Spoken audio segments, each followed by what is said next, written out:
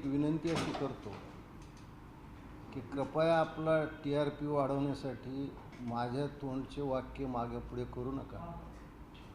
मी जे काही बोललो ते बोललेलो आहे, पण उगाच ट्रोल करणाऱ्याला एक संधी मिळते. आता खरं म्हणजे मला जे ट्रोल करतात त्यांची स्वतःचीच लंगोटी फाटली, ती माझी पगडी उछालण्याच्या नादी लागलेले आहेत. आज मी सुरुवातीलाच संजय राऊतला काही प्रश्न विचारणार. त्यांना फार हौस आहे, ते प्रश्न तेच विचारतात आणि उत्तरं तेच देतात. माझा पहिला प्रश्न असा आहे की आपण काल राजसाहेबांनी तुम्ही जो विषय काढला 50 खोके आणि मग त्याच्यात 40 न गुणून किती आकडा जाहीर केला. संजय राऊतने मला एक आकडा सांगावा की महाराष्ट्र नवनिर्माण सेनेचे 7 पैकी 6 नगरसेवक फोडले, ते किती पैशावर फोडले, ते पैसे कोणत्या गुजराती कॉन्ट्रॅक्टरकडून घेतले, हे संजय राऊतनं मला थोडं जाहीर केलं तर बरं होईल. त्याहीपेक्षा महत्त्वाचा प्रश्न असा आहे की 2019ला महायुतीमध्ये निवडणुका लढवून उद्धव ठाकरेला बाहेर काढून काँग्रेसच्या आणि राष्ट्रवादीच्या दारात बांधण्यासाठी संजय राऊतनं किती दलाली घेतली, किती दलाली घेतली हा शब्द वापरतोय मी, ते संजय राऊतने एकदा स्पष्ट करावं. आणि ती कोण महिला आहे ज्यांनी संजय राऊतची कॉलर धरली होती, ती कोण महिला आहे. आणि संजय राऊत मला वाटतं गेली 25 वर्ष राज्यसभेवर आहेत. त्यांनी 5 कामं मला अशी दाखवावी जी त्यांनी मराठी माणसासाठी म्हणून केलेली आहेत. 5 कामं किंवा असा एखादा अराजकीय ठराव त्यांनी राज्यसभेत मांडला आणि त्याच्यावर त्यांनी त्यांचे विचार व्यक्त केले. संजय राऊत हा खासदारच्या रूपात दिल्लीच्या वर्तुळात वावरणारा एक दलाल यापेक्षा त्याची कुठेही प्रतिमा नाही. ज्या शिंदे साहेबावर तो आरोप करतो आहे, मी एक छोटंसं उदाहरण आपल्याला सांगतो, याहून तुम्ही शिंदे साहेबांचा स्वभाव कसा आहे तुमच्या लक्षात येईल. उद्धवजी मुख्यमंत्री व्हावे म्हणून मी ज्या जिल्ह्यातून आलो त्या बीड जिल्ह्यातील चिंतामण रुईकर नावाचा एक तरुण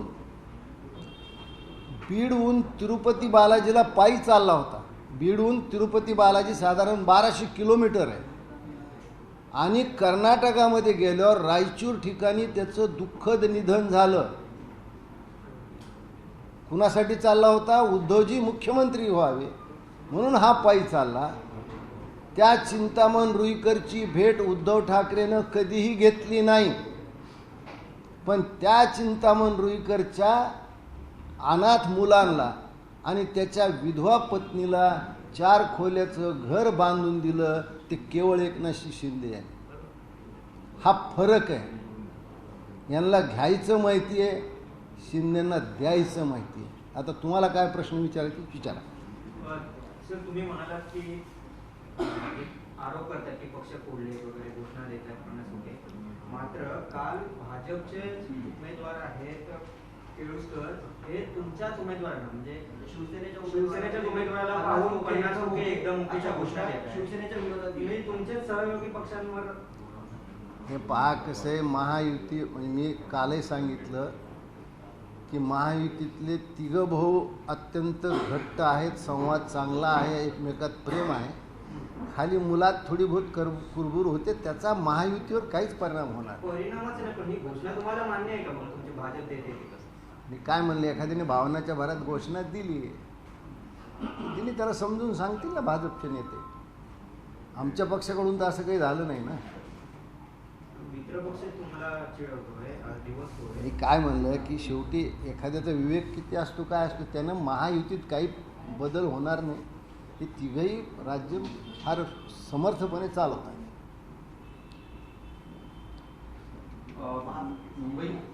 मुंबईत अशी स्थिती आहे की 4 ठिकाणी महायुतीचे उमेदवारच नाही आहेत आणि याचा फटका म्हणजे ज्या पद्धतीनं एबी फॉर्म उशिरा देणं किंवा ज्या दिवशी शेवटची तारीख आहे त्याच्या आधी 2-3 तास देणं, आणि अशा वेळेला 4 उमेदवार नसणं महायुतीचं हा फटका नाहीये. हे पहा, एवढा मोठा ज्यावेळेस निवडणुकीचा कार्यक्रम येतो त्यावेळेस कुठंतरी काहीतरी कमतरता राहते, पण परिणाम नाही. तिथं आम्ही पाठिंबा देऊन आमच्या मताशी लागणार आणि उमेदवार आम्ही निश्चित निवडून आणू. त्याचा काही फटका बसण्याचं काहीच कारण नाही किंवा त्याचा काही विरोधकाला फायदाही होणार नाही. असं आज इंटरव्ह्यू झाला राज ठाकरे यांचा. त्या मागामध्ये त्यांनी थेट सांगितलं की गुजरातला मुंबई जोडण्याचा प्रयत्न करू, म्हणजे आधी ज्या प्रकारे संस्था तिकडे नेण्यात आल्या होत्या, आता तसं नाही तर थेट मुंबई तोडून गुजरातला जोडली जाईल. मला हे कळालं नाही, गेली 30 वर्ष याच गोष्टीवरती राजकारण करते. आजपर्यंत मुंबई इथंच आहे, मुंबई कुठं तोडलेली नाही आहे. आपणच गुजरातची प्रगती बघायला गेला होतात ना. आम्ही तर काहीच पाठवलं नव्हतं तुम्हाला. तुम्ही गुजरातमध्ये काय प्रगती झाली पाहायला स्वतःच गेला होतात ना. तुमचं गुजरातचं प्रेम काय आम्हाला माहीत नाही का? प्रश्न असा आहे की मराठी माणूस किंवा मुंबई यांच्यावर त्यांचं प्रेम नाही, तर ही निवडणूक त्यांच्या अस्तित्वाची आहे. मराठी माणूस तिथंच आहे, मराठी माणसाला काहीच होणार नाही, मुंबई तिथंच राहणार आहे. आणि आपण सगळे मराठी माणसं आहोत, आपण कोण त्यांना मुंबई देणार? असा कसा प्रचार तुम्ही करता? त्यांच्यापाशी वैचारिक मुद्दे कुठलेही राहिले नाहीत. कुठला वैचारिक मुद्दा आहे मला सांग, की जे सांगते. उद्धव ठाकरेंनी एक STP प्लॅनसुद्धा करू शकले नाहीत. सिवरेज ट्रीटमेंट प्लॅन केला नाही, सगळी घाण समुद्रात ठेवत आहे. त्यांचे आता 2 नवीन युवराज आलेत. एक तर बोलता बोलता ब्लँक होऊन जातो, दुसरा म्हणतो की दर 2 किलोमीटरवर संडास करू का बांधू, हे मी ऐकलं नाही. म्हणजे त्याचे अर्थ फार वेगळे होतात. अरे 25-30 वर्ष आले महानगरपालिका तुमच्या ताब्यात आहे, तुम्हाला बांधायला त्यावेळेस कळालं नाही काय? मला तर ही भीती आहे की यांच्या हातात कारभार गेल्यावर उद्या शिवसेना भवनाचा मॉल होणे म्हणजे बाद झालं. तुम्ही वैचारिक मुद्दा उपस्थित केलाय परळी, तर तुम्ही MIM सोबत युती केली, राष्ट्रवादी सोबत युती केली. आता तुमच्या वैचारिक भूमिकेवर अंबादास दानवेंनी प्रश्न उपस्थित केले, जे बंड केलंय की राष्ट्रवादी सोबत गेले, हिरवी मतं किंवा मुसलमानांकडे हे सगळं हिंदुत्ववादी विचार सोडले. आता या ठिकाणी तुम्ही काय करता? उद्धव ठाकरेंना ज्या पद्धतीनं तुम्ही मुस्लिम मतदारांना टार्गेट करता, तुमच्यावर अशी काय वेळ आली की तुम्हाला MIM सोबत युती करावी लागली? हे पहा, तुमचं कुठंतरी थोडी गफलत होती. आम्ही निवडणुकीमध्ये राष्ट्रवादी, अजित पवार गट, भारतीय जनता पक्ष आणि शिवसेना मिळून झाले. राष्ट्रवादीनं त्यांना सोबत घेतलं, आम्ही सोबत घेतलं नाही. राहिला अंबादास दानवे यांचा प्रश्न. अंबादास दानवेला कधीपासून MIMचा एवढा राग येऊ लागला? MIMच्या मतावरती स्वतः विधान परिषदमध्ये आले. ज्याप्रमाणे उद्धव ठाकरेनं मुंबई महानगरपालिकेमध्ये गुजराती कॉन्ट्रॅक्टरला आणलं, तसं छत्रपती संभाजीनगरच्या महानगरपालिकेमध्ये मुसलमान कॉन्ट्रॅक्टर आणण्याचं पाप तर अंबादास दानवेनं केलं, दुसरं कोणी केलं? परळीमध्ये आम्ही त्यांच्यासोबत गेलो नाहीत. आमची युती निवडणुकीत यांच्यासोबत होती, तेवढ्या पुरतीचं. आमच्या MIM सोबत जाण्याचं काय कारण?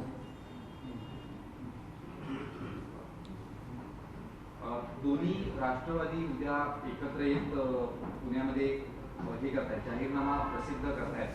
कशा पद्धतीनं बघताय? एक राष्ट्रवादी तुमच्यासोबत आहे, दुसरी राष्ट्रवादी तुमची विरोधक म्हणून आहे. खरं या प्रश्न तुम्ही मला विचारल्यापेक्षा राष्ट्रवादीच्या कोणीतरी नेत्याला विचारायला पाहिजे होता. त्याच्यावर मी काय उत्तर देणार? तुमचा सत्तेतला मित्र मी काय म्हणलं, महाराष्ट्रामध्ये 3 भाऊचा संवाद चांगला आहे, समर्थपणे सत्ता चालवत आहेत आणि आम्ही तेवढ्या पुरतं पाहतो. आता राष्ट्रवादीनं प्रत्येक वेळा काय करावं हे आम्ही तर ठरवू शकत नाही, किंवा आम्ही काय करावं आम्ही त्यांना विचारत नाही.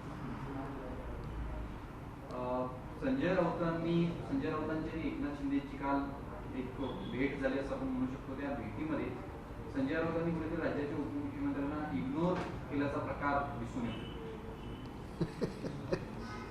त्यांनी इग्नोर केलं म्हणून काय झालं? शिंदे साहेबाचं महत्त्व थोडंच कमी होणार. ते उपमुख्यमंत्री आहेत ना.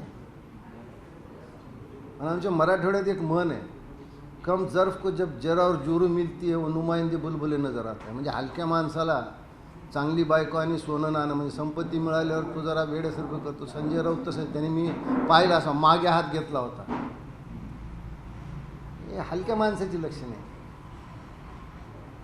शिंदेसाहेब असं कधीच वागणार नाही. तुम्ही ज्या पूर्वी मनसे पक्षात होता त्या पक्षाची गळती काही थांबायचं नाव घेत नाहीये. संतोष नलावडे जे बाळनांदगावकरांचे समर्थक म्हणून ओळखले जायचे, त्यांनी शिवसेनेत प्रवेश केलेला आहे. कशा पद्धतीने बघताय की अजून मनसेमधनं अनेक लोक आता निघतील किंवा त्या बोटीतून उडी मारणारे अनेक लोक आहेत?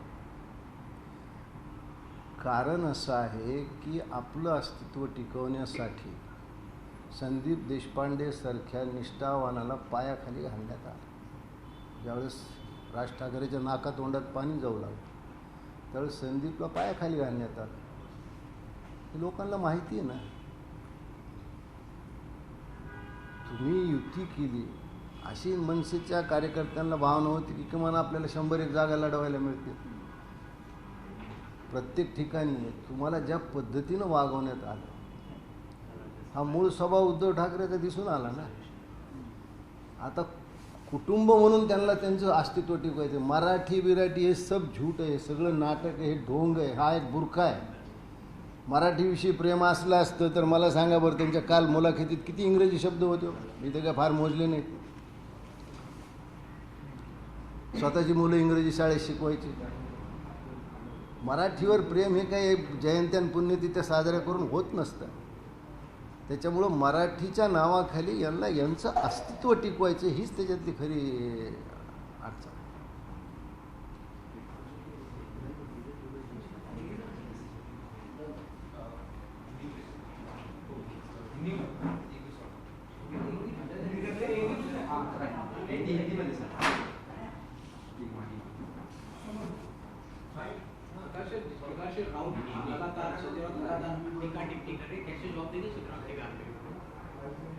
संजय राउत का वही तो एक काम है और जो वो बोलता है उसका कोई आधार नहीं होता है. बवाल खड़ा करना वही उसका मकसद है. मैं संजय राउत को ये पूछता हूँ, भाई 2019 को आप महायुति में चुन के आए, आप महायुति में रहना चाहिए था. उद्धव ठाकरे को सोनिया गांधी और शरद पवार के दरवाजे पे लाके आपने खड़ा किया. आपको क्या दलाली मिली? पहले इसका जवाब दो ना.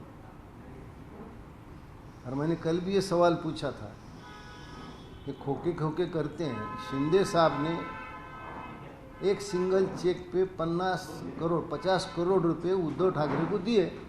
उद्धव ठाकरे ने नहीं बोलना या संजय राउत ने नहीं बोलना. संजय राउत के खुद के कुछ जो समस्या है उसके लिए तो दूसरे की तरफ उंगली बताते कि लोग उसको पूछना नहीं. संजय दलाल की अगर दिल्ली में आप प्रतिमा देखोगे तो एक दलाल के स्वरूप में है. गडकरी ने कई बार उसको दरवाजे पे से बाहर कर दिया, इसलिए तो उसका बीजेपी पे गुस्सा था. ये तो कोई 25 साल से वो अगर राज्यसभा के सदस्य हैं, 5 काम भी उन्होंने बताना चाहिए ना कि हम ये मराठी मानुस या मुंबई के लिए एक ऐसे काम बता ही नहीं सकता ना. आप आरटीआई में एक सवाल पूछे, वो इसको हर साल 5 करोड़ रुपए आते हैं, उसका क्या करता है?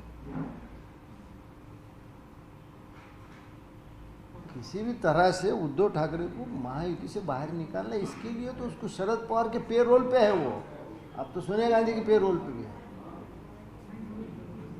इस प्रकार से संजय राउत की पद पे है, सांसद है, इस प्रकार से शब्द का इस्तेमाल आपके सहयोगी पार्टी बीजेपी के लिए करते हैं, समान रूप पे इस प्रकार से लहजा इस्तेमाल करते हैं शब्द, क्या उनको शोभा देता है एक सांसद होने के नाते, एमपी होने के नाते इस प्रकार का शब्द इस्तेमाल करें?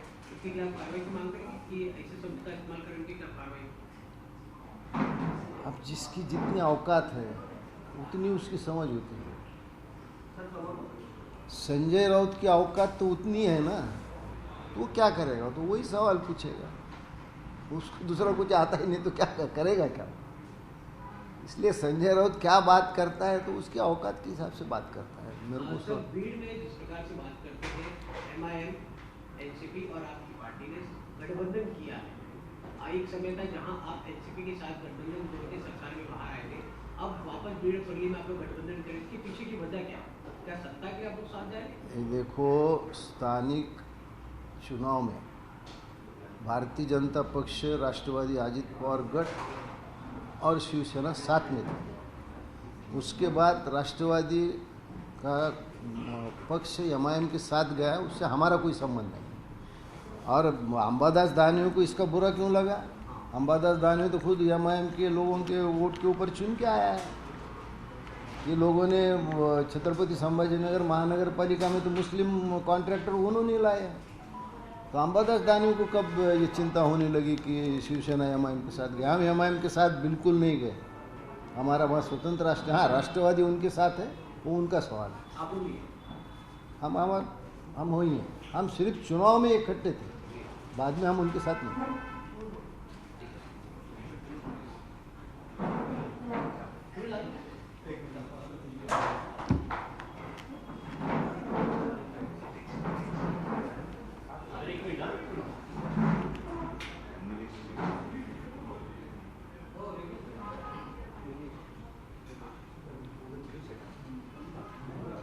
वसीम नीलेश